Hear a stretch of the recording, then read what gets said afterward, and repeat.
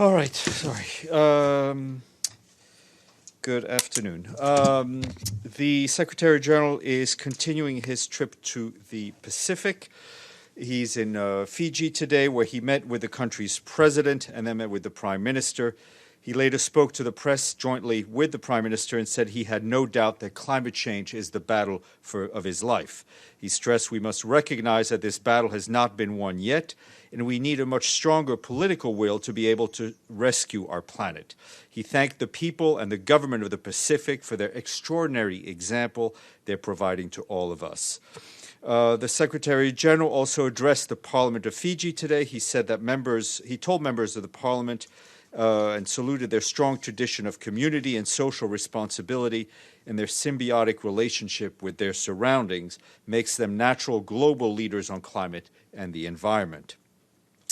The Secretary General also stressed that governments have a responsibility to lead by example, to condemn hatred and intolerance, and to invest in inclusivity and diversity. And he also emphasized the need to tackle the root causes of discrimination and violations of human rights, including poverty, inequality, and injustice. He also thanked Fiji for its contributions to peacekeeping and for being the first parliament in the world to undertake the Sustainable Development Goals self-assessment. Later in the day, he laid a wreath for the Pacific region fallen peacekeepers at the National War Memorial in Fiji, and in the afternoon, he went on an excursion on a boat powered by solar energy. Afterwards, he visited the University of South Pacific, where he met with young people and women's groups who are taking climate action. The Secretary General heard about their work and told them, "The world needs your generation to keep my generation accountable." He assured them that the UN is committed to keep listening to their voices and to opening pathways for meaningful participation in decisions that affect them. Tomorrow, the Secretary General will be spending the day in Tuvalu to meet with the community leaders and to see again for himself the impact of climate change. This morning, the Assistant Secretary General, Bintu Keita, briefed the Security Council on the G5 Sahel Joint Force. She said the UN continues to provide operational logistical support for the joint force and reiterated the Secretary General's call to lift the geographical restrictions on the support provided by the force by UN peacekeeping mission in Mali, known as MINUSMA, providing there is no additional cost to the mission and transport of water and fuel is ensured by third parties. The Assistant Secretary General thanked donors for their support for the force and stressed that we have a shared responsibility for the Sahel. We must each deliver our part of a promise to help provide much-needed relief and empowerment to the population across the Sahel when we need it most. Her remarks were made available to you. This evening, the Deputy Secretary General will travel to Washington, D.C. to deliver the commencement address at George Mason's University 2019 graduation ceremony. That will take place tomorrow in Fairfax in Northern Virginia. Also want to flag that from Libya, our humanitarian colleagues report that the use of explosive weapons in populated areas of the Libyan capital continues to cause civilian casualties. At least 6 civilians were killed and 5 others were injured in an apparent airstrike in Qasr bin Ghashir on Tuesday. Reports of further civilian casualties resulting from shelling yesterday evening are still being verified. Humanitarians continue to remind parties of their obligations under international humanitarian law to take all feasible measures to avoid civilian harm. They call on all parties to refrain from using explosive weapons, including by aerial bombing or shelling, in populated areas, given the likely indiscriminate effect.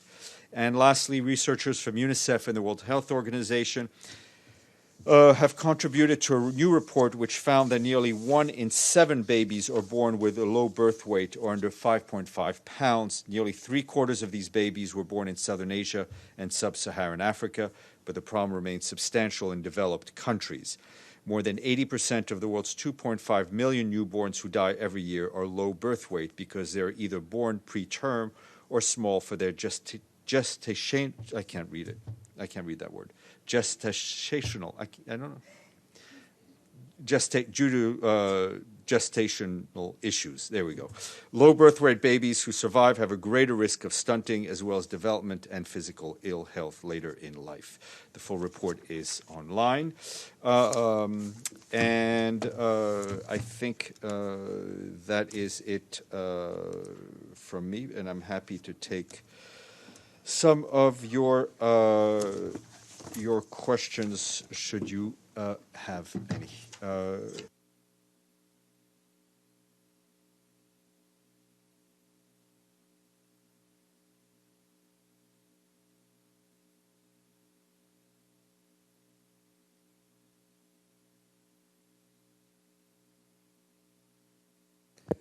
Yes, a follow-up on the statement that you read yesterday. There's been a response to your statement on Monsef Kartas by Tunisia, which a Tunisian spokesman says he does not have immunity. He entered Tunisia with his Tunisian passport, and the allegations are not within the framework of his work at the United Nations. Do you have a response to that? Our response today is the one we had yesterday. We hold on to our position that he is covered by the immunity and privileges afforded to him as an expert on mission, and we call on the Tunisians to release him. And a follow-up question: the UN General Assembly in the next month will come up with the election for the new Security Council members. Does the Secretary General feel that a country that is holding a UN expert from one of the panel of experts that reports to the Security Council is a fitting country to be on the UN Security Council? The process through which member states are elected to Security Council is through a vote of their peers, who are members of the General Assembly. It is up to those member states to make that judgment, and is not an election which the Secretary General is involved in. Masoud, and then Mario. Thank you, Stéphane. Stéphane, on this explosive situation developing in the Middle East, where Saudi Arabia and some other countries are calling for the United States to have surgical attacks in Iran in response to the so-called, they claim that those attacks were carried out by the Iranians. Do you have any reaction to I think I reacted pretty extensively yesterday. I think we're very concerned about the volatility of the situation. We call on everyone to exercise maximum restraint, prevent any escalation and heightening of tensions. The issue, the situation, as you put it, is already fairly volatile, and we're concerned by the rhetoric that we've been hearing. Does the Secretary General, has he had any conversations with the leaders in the region who are being, especially who are goading it? Contacts are being had at various levels. Mario. Does the SG have any comment on this situation at the Venezuelan embassy in Washington, D.C.? The ambassador of Venezuela yesterday said there's been a violation of the Vienna Conventions. Today there seems to have been a police raid with U.S. agents coming inside the... We hope that the situation is resolved peacefully, bilaterally between the United States and Venezuela. Yep, let's stay in the region. You guys can switch. Thank you. Yesterday, reports came out about exploration meetings that were happening in Norway between the governments of Venezuela, some representatives, as well as the opposition. Nothing has officially been confirmed. However, the reports are strong that the Norwegian government will be facilitating these talks.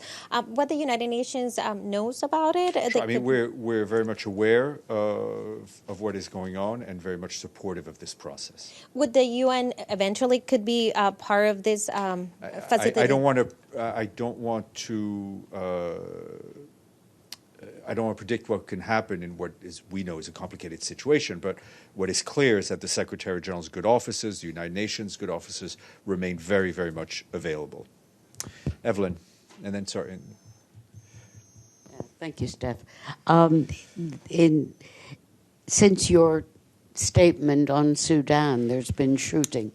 Can you give an update on what's happening there? Yes, no, we've seen the pictures, we've seen the reports of the violence. I think it's important that the authorities prioritize dialogue in order to settle the differences that may exist, and that any form of violence should be avoided.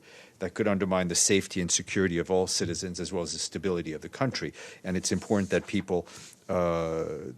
people's rights to demonstrate peacefully be fully respected. Errol. Thank you, Steph. Just to clarify that before that you mentioned the Secretary General in Pacific area, is he saying this is the fight of his life? This is becoming a priority, climate I think issue? it has been a priority of his for quite This quite is some his time. absolute priority of all the issues, or what? You know, it's the ranking of issues is always a difficult thing. There are issues that need to be settled now, others that are more long-term or medium-term. It is clear that for the Secretary General, climate change is an overarching issue of his mandate, one that he pushes far and wide, and one that he's very vocal on, one that he's showing leadership on, and one, more importantly, that he's asking political leaders around the world to also show leadership on, and to come to his summit in September with real commitments. And when he for the people from the region that they are natural leaders, what the role they would play in the summit in September? I think as people who are on the front lines of the impact of climate change, and the impact not that we're going to see in 5, 10, 20 years, but the impact today of rising sea levels, of seawater getting into the soil, making the land non-arable. These people have a lot of leadership to show, not only in adaptation and mitigation, but also in showing the world that the impact of climate change is real, and it is happening now. Yes, sir. Good afternoon. Next question. Let's go to West Africa. The Security Council met on the Sahel Joint Force this morning. And my question is regarding MINUSMA. The UN has described it as the most dangerous peacekeeping mission in the world. And the mandate has been renewed. Is there any plans for the Secretary General to make it less dangerous in terms of working with some of the other African nations, like the African Union, to provide additional police forces for their region? Well, I mean, the danger comes from those who are standing against the peace process, right? Armed groups, terrorist groups who operate in the region. What we have done for our part with the peacekeeping mission is done our best to work with member states to upgrade the equipment that a lot of the troops are using.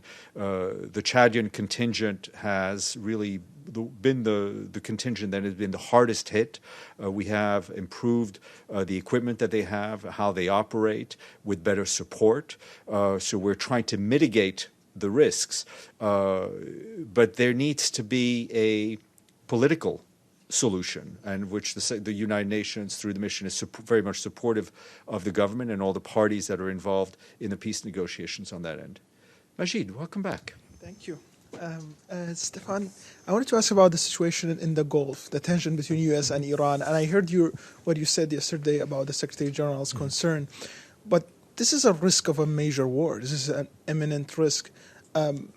Why Secretary General is not more involved in this particular tension, especially when there is no direct channel of communication between Iran and the United States now?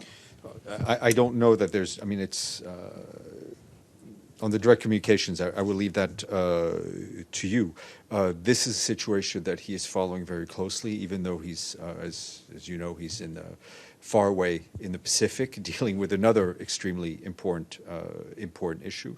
Contacts have been had. We're following the situation. Our message, the Secretary General's message, is one of restraint, both in terms of actions and in terms of rhetoric. These are situations where actions and rhetoric can be misinterpreted and can lead to catastrophic actions. It's very, very important that we see restraint, both in terms of the rhetoric and in terms of the action. But, it's a fact that Iran and U.S., they say there is no direct channel of communication.